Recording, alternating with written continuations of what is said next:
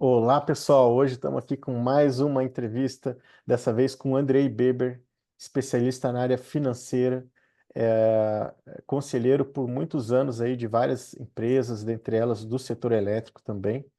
E hoje vamos falar um pouco. Bom, primeiro vamos se apresentar, né? Andrei, pode se apresentar brevemente aí para gente? Bom, eu sou Andrei Beber, eu tenho origem na academia, professor da Fundação Getúlio Vargas e de outros programas de formação de executivos.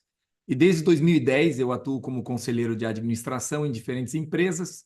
Fui conselheiro de administração da Celesc, que é Centrais Elétricas de Santa Catarina, meu estado natal, Eletropaulo em São Paulo, hoje Enel, Copel, mais recentemente, onde tivemos participação nesse processo de transformação em corporation, mas estou também envolvido com outros setores, como o setor de incorporação imobiliária, setor têxtil, setor de hotelaria e, mais recentemente, também o agronegócio.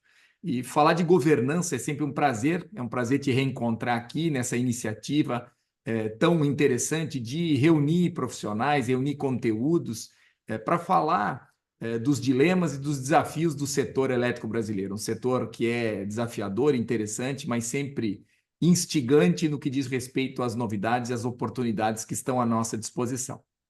Muito bem. Conheci o professor há 10 anos atrás, quando me deu aula no MBA da FGV, um grande professor também, né? E aí nos reencontramos na Copel. Então é um prazer imenso estar aqui de volta. Muito grato pela entrevista, né? E hoje vamos tratar então sobre as melhores práticas de governança corporativa e os seus efeitos sobre a eficiência das empresas, né? E sobre os investimentos também. Falar Então, de governança corporativa, né, André, e quem está nos assistindo, a gente pode ter aí algumas definições da governança, mas aquela que eu mais gosto, aquela que eu entendo que é a mais consistente para esse tema da viabilidade de projetos, dos investimentos, da estratégia de crescimento das organizações, diz respeito a um mecanismo de regulação de risco. Regulação de risco do quê? Do processo decisório. O que nós queremos por meio da governança é garantir que as decisões sejam tomadas de maneira consistente, de tal sorte que a gente possa evidenciar o melhor desempenho para uma aplicação eficiente dos recursos. Se a gente pensar uma empresa, uma organização, não importa a sua natureza, mas de modo particular no setor elétrico, ela lança a mão dos chamados fatores de produção: capital físico, capital intelectual e capital financeiro. E o que se deseja é produzir bens ou prestar serviços que atendam um determinado conjunto de pessoas, de indivíduos, de maneira eficiente, aonde o preço que eu obtenho na venda ou na prestação desse serviço, na venda desses produtos, em relação ao seu custo, seja competitivo e gere um superávit. Isso significa dizer que a governança corporativa, ela procura garantir que a alocação dos recursos que são colocados à disposição das organizações, não somente o recurso financeiro, mas todos os recursos que são disponibilizados por diferentes stakeholders, ele aconteça da forma mais efetiva possível, de maneira eficiente e de maneira eficaz. E isso se consegue por meio de um conjunto de melhores práticas de governança que buscam desafiar a própria organização no que tange a decisão que está sendo tomada ali.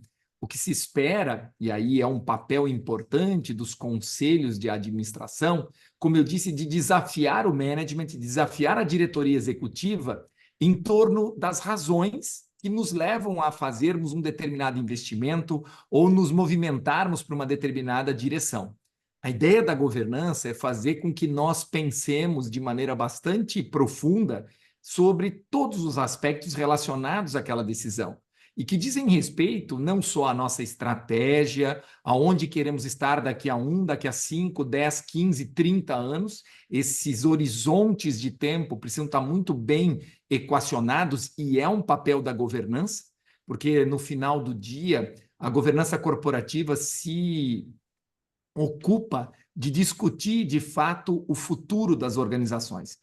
Porque as empresas, elas nascem para a perpetuidade, elas nascem para existir eternamente. Só que esse futuro, essa perpetuidade, essa longevidade, essa sustentabilidade de longo prazo, ela depende fundamentalmente da qualidade das decisões presentes. E é isso que a governança corporativa tenta reforçar, tenta trazer lógica nesse processo para que essas decisões, se não forem as melhores possíveis, possam ser as menos piores, porque afinal de contas, a gente sabe que uma organização, uma empresa, ela vai acabar enfrentando algumas águas não tão calmas quanto ela idealizou. Então, ela precisa atravessar pelas crises, atravessar essas etapas difíceis na sua trajetória, entendendo bem como ser resiliente e como ser antifrágil. E aí eu comentava sobre, primeiro, entender a estratégia do negócio, entender como os recursos vão ser mobilizados, a que tempo, o que nós estaremos envolvendo naquelas escolhas, o caminho está sendo escolhido, porque quando uma organização, uma empresa decide realizar um investimento, ela precisa entender que essa escolha traz consequências. Ela não só tem um ciclo, e aí no nosso setor, no setor elétrico, esse ciclo geralmente é bastante longo, mas existe um momento de decisão e existe um momento onde este ciclo desse investimento acaba acontecendo. E ele pode, né, ocorrer aí por 5, 8, 10, 30 anos, como é o nosso caso. Então, causa e consequência é um dos temas mais discutidos nas salas do conselho, é um dos temas mais importantes da governança, né? O que estamos decidindo, qual é a relevância, qual é a magnitude, se o custo, né, não só do ponto de vista financeiro, mas também das externalidades que eu venho a gerar. Em economia, a gente fala sempre das externalidades negativas e positivas, as consequências, as implicações desses investimentos. Então, a governança, em suma, ela tenta capturar tudo isso e transformar esses elementos no insumo fundamental que o tomador, que a tomadora de decisão tem que dispor, tem que ter, para que essa escolha seja bem informada, portanto, que a gente consiga reunir uma quantidade vasta de informações, que ela seja refletida, ou seja, que tenha havido um debate, uma discussão consistente em torno de todas as implicações dessas decisões e, por fim, e não menos importante, que estas decisões sejam isentas de conflito de interesse. Uhum, Porque, lamentavelmente, somos todos seres humanos e, em algum momento, vamos estar conflitados. O que uhum, queremos, né? Tanto é que a governança corporativa, ela surge, André e quem está nos assistindo, ela surge para tentar mitigar o que a gente chama de conflito de agência, aonde nem sempre quem administra está absolutamente alinhado com quem é dono. E hoje, quem é dono de um negócio, de um empreendimento, não é mais apenas e tão somente o acionista a acionista. Hoje nós temos uma vasta gama de stakeholders. Nós temos os funcionários, os colaboradores, nós temos os fornecedores, nós temos os clientes, os consumidores, nós temos a sociedade como um todo. E então essas organizações precisam enxergar muito bem quem são estas pessoas, quem são esses stakeholders e quais são essas externalidades, como eu falava, que vão recair sobre estas pessoas. Toda e qualquer organização afeta, influencia e impacta pessoas, impacta regiões. Então, entender bem esse contexto nos ajuda a garantir que essas decisões aconteçam de maneira consistente. Isso significa, portanto, fazer também com que haja o contraponto. O contraponto é que alternativas nós teríamos se não fôssemos fazer esse caminho. Na uhum, sala de conselho, a gente fala muito do papel do advogado do diabo uhum, ou do watchdog, né, do cão de guarda, que precisa estar ali alerta, fazendo de fato o papel de contrapor-se ao status quo, mas não simplesmente para ser do contra, mas para provocar uma discussão que possa escapar do óbvio. O óbvio, às vezes, de tão óbvio que é, faz com que a gente se esqueça de alguns detalhes e possa escorregar em algumas cascas de banana, dentre as quais, possivelmente, um eventual conflito de interesse. Porque eu falava, esse desalinhamento que pode acontecer entre quem administra e quem é dono ou quem uhum. é parte interessada pode gerar uma ineficiência no uso dos recursos. E Então, professor, sim, eu posso fazer duas perguntas? por favor. como que você vê, então, a maturidade da governança no setor elétrico brasileiro? E a outra pergunta, a gente tem aí, por parte do segmento de comercialização, a gente tem dezenas de comercializadoras, né? Muitas de nível pequeno e médio, né? 50 funcionários, 150. Dá para aplicar a governança em pequenas e médias empresas? Então, seriam essas duas perguntas. Sem sombra de dúvida. Vamos voltar para a primeira. Felizmente, o setor elétrico brasileiro ele reúne bons exemplos de práticas de governança corporativa. É natural que a gente sempre tenha uma ou outra exceção, mas, de um modo geral, a gente consegue enxergar uma maturidade bastante interessante das empresas do setor elétrico brasileiro no que tange à governança corporativa. Mas, quando a gente fala de empresas de menor porte, sempre vem a grande discussão de que governança é cara ou de que governança seria mais um centro de custo. Tudo depende de como esse processo ele é iniciado. Basta a gente pensar até dentro da nossa própria casa. O fato de separarmos, quando a gente é microempresário, microempresária, separar a conta pessoal da conta da empresa. Isso é um princípio que poderia ser entendido como um princípio de governança, essa separação, né? Então, quando a gente fala da governança corporativa, a gente fala de uma jornada. Normalmente, as empresas de menor porte, e aí pensando eventualmente numa comercializadora de um pequeno porte, ela normalmente dá início à sua jornada de governança quando o proprietário, a proprietária, os sócios, as sócias, sentem a necessidade de trazer uma visão independente sobre o negócio.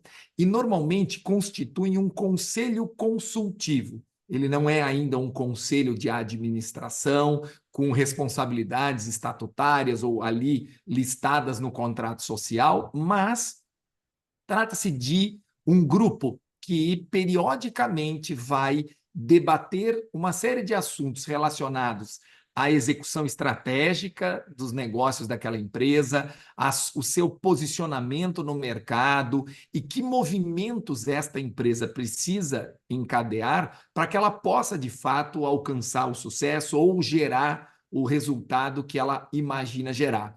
Esse conselho consultivo normalmente é composto por pessoas da confiança, daquele sócio, daquela sócia, do fundador, da fundadora, mas pessoas que sejam de fato independentes e que se sintam independentes em apresentar desafios à própria gestão da organização, a sugerir que a organização se exponha a determinados ambientes em busca, de fato, de aperfeiçoar as suas práticas de gestão.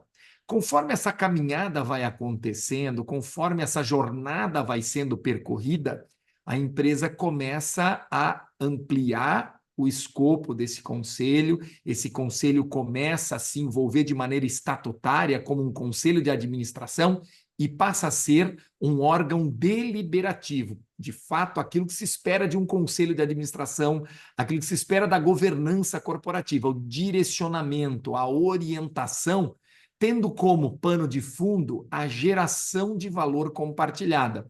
Porque não é apenas e tão somente gerar lucro, muito embora o lucro seja uma variável de valor importantíssima, mas é entender a estratégia como um todo daquele negócio. Por isso que quando a empresa, quando a organização começa desta forma, ela colhe bons frutos da governança, aperfeiçoa o processo decisório e percebe que, de fato, governança não é um centro de custo, mas sim um instrumento para potencializar os resultados, para potencializar o desempenho daquela organização, exatamente por conta desse processo consistente de entender não só as nossas vulnerabilidades, mas as nossas fortalezas. Eu convido não só a ti, André, mas a quem está nos assistindo. Frequentemente a gente gasta muita energia tentando entender por que deu errado. E quase nunca gastamos energia para entender por que deu certo. Se a gente pensar um pouco mais pragmaticamente, a governança corporativa tenta entender o que dá certo para que aquilo seja nutrido, aquilo seja incentivado, e não só o que deu errado para que seja descontinuado. Então, a gente procura observar onde estão as nossas vantagens competitivas diferenciadoras. Porque o sucesso empresarial, ele depende, eu tenho dito isso com certa frequência nos últimos tempos, ele depende de um monopólio temporário. Ou seja, a empresa desenvolve ou identifica uma vantagem competitiva diferenciadora que a torna única no mercado e ela explora aquilo tal qual um monopólio. Só que o que a gente sabe é que vivemos hoje o império dos 3 Cs: complexidade, competição e crises sucessivas. Então, essa vantagem diferenciadora, essa vantagem competitiva, ela é, como eu disse, temporária, ela é efêmera, porque alguém vai fazer melhor, mais rápido e mais barato. Mas se eu tenho a inovação como um valor da organização, e aí o papel da governança corporativa instigar a empresa em busca da inovação, não só a inovação disruptiva, mas a inovação incremental também, ela consegue chegar mais longe, ela consegue ampliar os seus horizontes de longevidade, de sustentabilidade.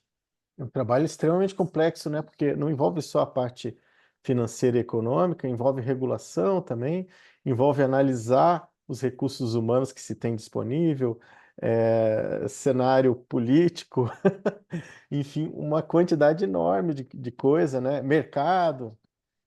E quanto mais rica for essa discussão, André, quanto mais rica pudesse ser esse debate, mais qualidade a gente vai ter nesse processo decisório. Por quê? Porque é exatamente diante desses cenários que por vezes são de incerteza que a gente precisa reunir um conjunto de informações que a gente entende ser suficientes naquele momento. Porque também o conselho de administração e a própria governança não pode ser um instrumento de procrastinação. A ideia não é burocratizar a decisão, muito pelo contrário, é dar agilidade e celeridade. Então, em algum momento, nós teremos que fazer um corte e dizer: olha, nós já temos os elementos suficientes ou já reunimos uma quantidade suficiente de dados, informações e subsídios para nossa tomada de decisão. Seria, aqui, obviamente, exagerando um pouco na analogia, até o momento em que nós possamos nos sentir confortáveis com a escolha que fizemos. E aí o confortável é dizer o seguinte: nós, enquanto conselheiros e conselheiras de administração, estamos administrando recursos que não nos pertencem. E quando a gente fala do setor elétrico ou do setor de infraestrutura, nós estamos falando de recursos vultosos. Estamos falando de recursos que facilmente vão para a casa dos dezenas de bilhões de reais. E essa responsabilidade, ela precisa estar sempre presente na cabeça do conselheiro e da conselheira, entendendo que eu preciso ser ágil, eu preciso dotar a minha empresa de prontidão e agilidade para tomar decisões em meio a cenários que se modificam ao longo do tempo, mas, por outro lado, eu preciso, né, reunir as informações que me deixam confortável de que aquela é a melhor decisão naquele momento, diante daquele conjunto de dados, daquele conjunto de elementos que se tem disponível ali. Muito bom, muito bem. Olha, muitos aspectos, né? Eu realmente não conhecia muito desse tema, né? E até agora eu acho que ampliou a visão, mas surgiram muitas perguntas também, né? Então, por exemplo, numa empresa grande você tem vários conselheiros, tal, super capacitados, super bem pagos, tal. Mas numa empresa média, existe algum consultor da, De governança, de governança ou empresas normalmente, de é, governança? normalmente, André, a governança ela inicia por meio de alguma consultoria. Uhum.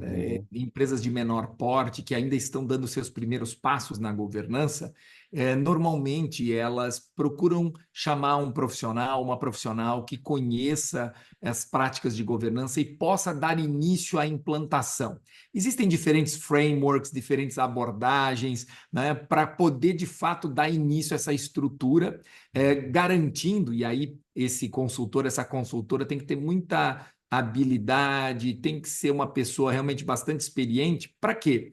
Para fazer com que essa jornada aconteça na velocidade, na intensidade que aquela empresa está preparada para suportar. Né? Por Uhum. quê? Porque senão, como eu dizia antes, vai virar um grande centro de custos. Então, a governança nesse contexto, ela precisa ser aplicada e fazer com que a organização entenda o seu valor e a sua efetividade. Então, normalmente começa com um consultor que dá início a um processo de desenvolvimento dessas estruturas de governança, desse processo, que por muitas vezes, André, é algo que significa apenas colocar no papel aquilo que a gente já faz.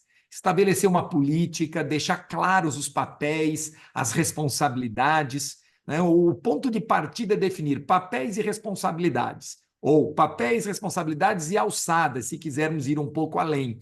Quem Uhum. faz o quê, quem reporta para quem, para que a gente possa ter essa linha decisória muito clara. A partir desse momento, a gente começa também a questionar como decidimos. Às vezes, mais importante do que o que foi decidido é como nós tomamos a decisão.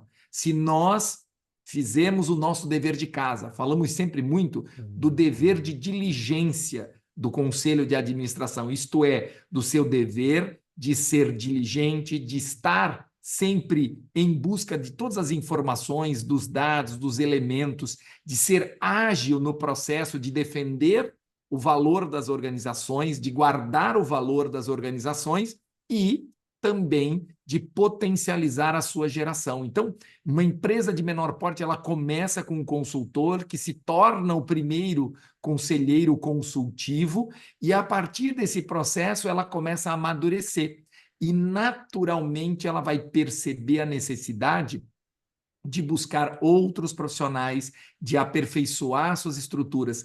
Uma arquitetura de governança, ela passa fundamentalmente também por termos um sistema de informação consistente. Um sistema de informação consistente que permita com que esses agentes que são responsáveis pela tomada de decisão tenham sempre a quantidade adequada de dados para subsidiar e fundamentar essas escolhas. Mas também, André, lembrar que os conselhos são espaços sociais e de que às vezes a fricção acontece. Sem Uhum. fricção não tem faísca, se não tiver faísca não vamos ter fogo, não vamos ter calor. Então, às vezes é necessária alguma fricção. Se Uhum. for demais, ela atrapalha, mas se for de menos, ela não permite a ignição. Então, eu Uhum. preciso entender também que pessoas diferentes, com bagagens diferentes, pontos de vista diferentes, vão enriquecer o debate. A Clarice Lispector, entre outras obras, ela teria dito algo do tipo: com os iguais, a gente até pode ir mais rápido, com os Uhum. diferentes, a gente vai mais longe. Então, Uhum. é aí que está também o cerne da diversidade. Uma diversidade de perspectivas, uma diversidade de experiências, não só a área financeira, mas estratégica, pessoas, regulação, mercado, futuro. Se a gente pensar hoje, né, onde eu quero estar daqui a 30 anos no meu negócio?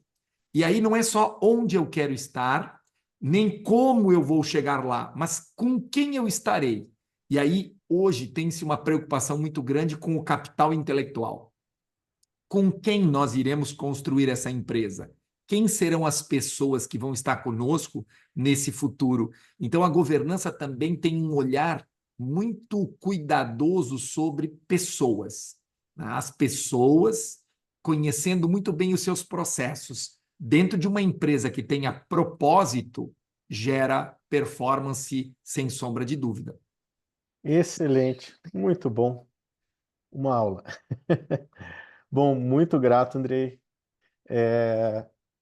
Eu acho que o tema foi enriquecedor, esse aspecto da diversidade aí, muito bem colocado, uma diversidade que faz crescer, né? Exato. E só tenho a agradecer.